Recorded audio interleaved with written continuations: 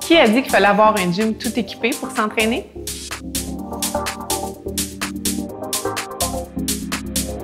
Aujourd'hui, j'avais envie de partager avec vous comment je m'entraîne à la maison.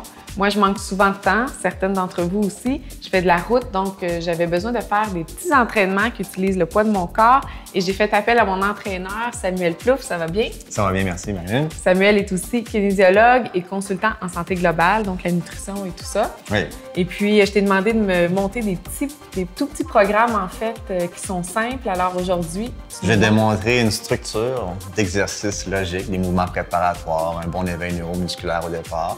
Bref, et aussi ma méthodologie au niveau des exercices, comment je vais fonctionner en série, en répétition, en secondes. Super! C'est parti!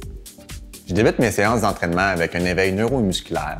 J'utilise un rouleau de massage, donc c'est en quelque sorte un automassage qu'on se fait. Ça va permettre une meilleure circulation sanguine et aussi de diminuer les tensions sur certains endroits du corps.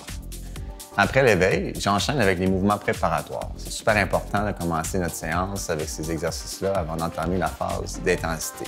Donc, on va débuter par le bas jusqu'au haut. Au niveau du bas, on y va avec la flexibilité, mobilité des hanches. Pour ce faire, on utilise un exercice allongé au sol où on va lever une jambe en pleine extension et on va y aller avec une torsion d'un côté. Par la suite, on y va avec l'activation des fessiers. Pour ce faire, on s'allonge au sol encore une fois. On va y aller avec une élévation du bassin de haut en bas et on va y aller avec une jambe à la fois pour isoler les fessiers de sorte à être plus efficace. Par la suite, on monte un petit peu plus haut. On va y aller avec la ceinture abdominale, donc on va aller chercher la force, la stabilité. Pour ce faire, on va utiliser la planche au sol, de côté, avec un bon alignement au niveau des épaules, des hanches et des genoux. Ensuite, au niveau de l'ouverture thoracique, on va enchaîner avec un exercice le long du mur, avec un contact autant au niveau des membres supérieurs ou inférieurs, et on va s'assurer d'avoir une bascule de l'épaule arrière. Et finalement, on va aller un petit peu plus spécifique au niveau de l'épaule. On va aller travailler l'ouverture externe, souvent négligée dans les mouvements du quotidien. Pour ce faire, l'exercice choisi sera avec des poids libres et puis c'est aux côtés de soi, les coudes près du corps et on ouvre vers l'extérieur. Une fois l'échauffement terminé, on est prêt, on commence dans le cœur même de la séance où l'intensité est élevée. J'utilise une méthode par intervalle, ça va être super intéressant pour solliciter l'aspect cardiovasculaire et aussi au niveau de la force. Donc, on y va avec 4 séries avec des 20 secondes d'intensité élevée suivies de 10 secondes de repos. Une fois qu'on a complété nos 4 répétitions, on prend une pause de 2 minutes et ensuite on reproduit pour une autre série. Comme premier exercice, on va solliciter la chaîne postérieure, donc lombaire, fessier, ischio-jambier, région qui est souvent inactive au quotidien. On va travailler spécifiquement les extenseurs de la cuisse. Au niveau de l'exercice, on positionne nos pieds à la largeur de nos hanches. On s'assure de mettre le poids vers l'arrière au niveau des talons et sortir les fessiers aussi vers l'arrière. Et par la suite, on va pencher le torso vers l'avant, s'assurant de toujours garder une bonne contraction abdominale.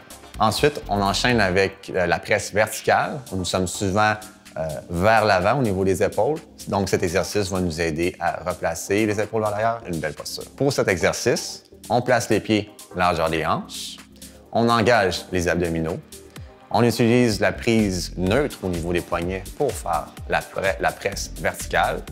Donc, on enchaîne avec simplement les épaules vers le haut.